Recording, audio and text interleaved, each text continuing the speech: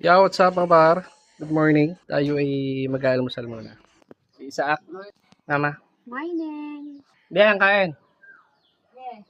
Pray muna, Pepe. Salamat sa pagkain. Bili, gulay, tubig.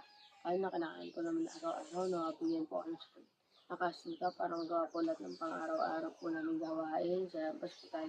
Nasa pagtunan namin. Amen. Amen po. Mani, nanay, tatay, Thank you, Lord. Thank you, Manny. Thank you, Mama. Thank you sa nanay, tatay, dito, tita. Thank you, Lord. Thank you, Mani. Kapol, kain. Laswa. Parang bulang lang sa atin.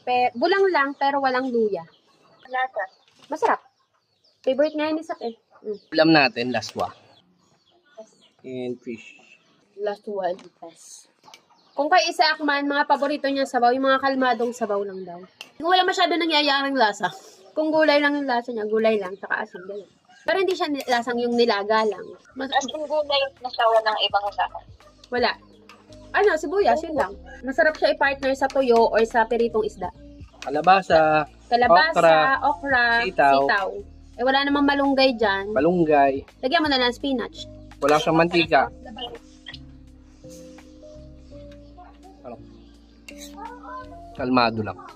Okay lang, 9 chicken. Ano naman yan? Yun pa rin. Anong oras matatapos si bro? 10:03.